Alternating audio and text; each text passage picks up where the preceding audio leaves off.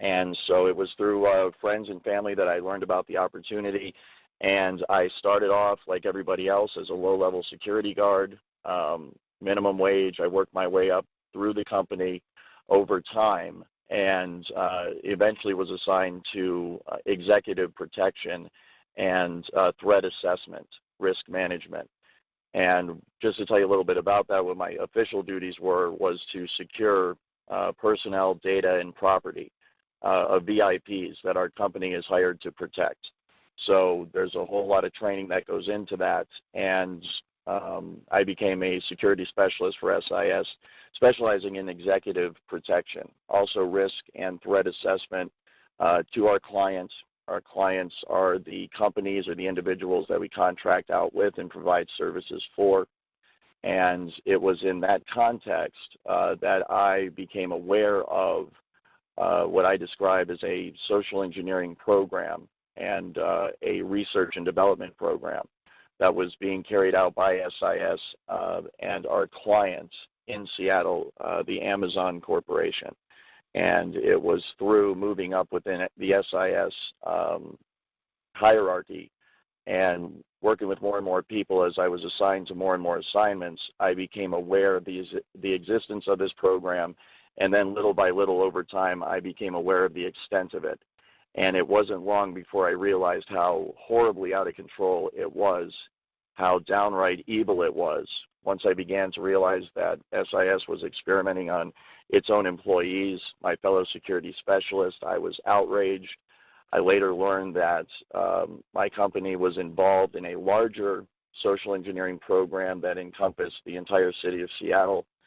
That aspect of the program was experimenting on the homeless population of Seattle, Washington, who were housed in DESC, Downtown Emergency Services Center facilities. And I later learned that they were indeed experimenting with, when I say experimenting, voice-to-skull, hive mind, behavior modification technology that is frequency-based and directed at a targeted individual to basically control their entire person.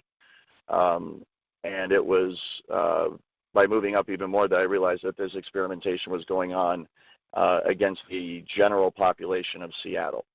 And then just the average man and woman on the street, upper class, upper class, and even the flat-out rich were having this technology used on them without their knowledge.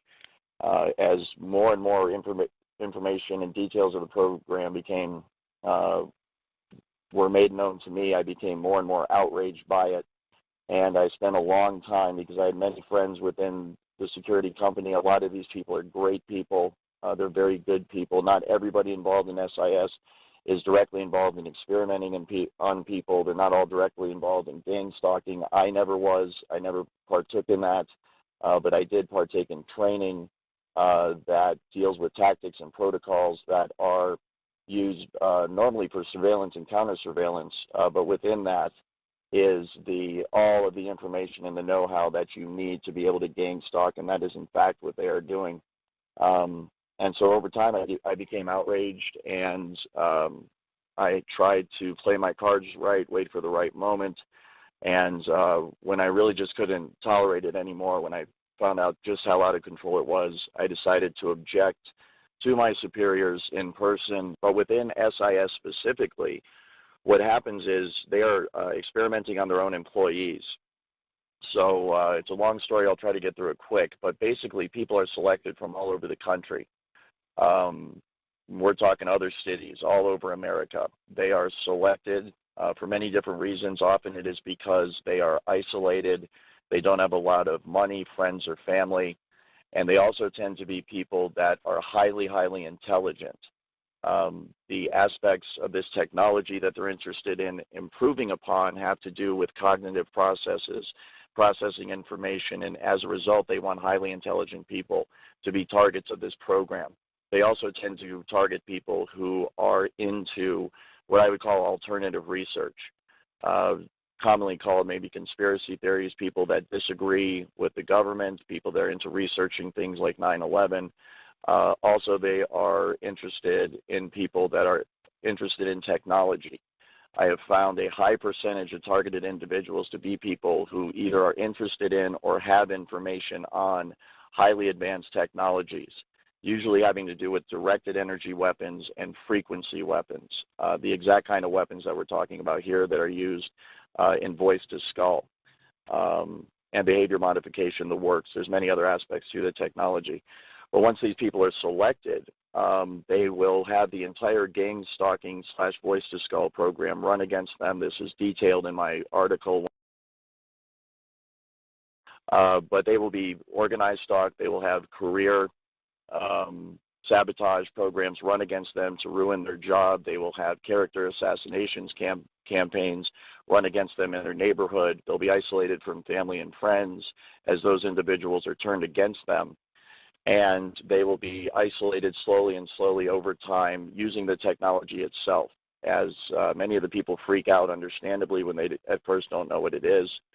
Oftentimes, they end up going to psychiatrists, and false diagnoses of schizophrenia, manic depression, delusional, paranoid are rendered against this individual. And it turns out that that's a loophole in the law that they are using to take away people's constitutional rights, as once you are deemed mentally unfit to care for yourself, i.e. you're depressed, delusional, paranoid, etc., they use that, the state or the federal government uses that as an excuse to come in and say that they have to care for you. So I would warn all targeted individuals out there, please do not go to psychiatrists and allow them to render a diagnosis against you, because that is a dirty trick they're using to take away the rights of people all over the country.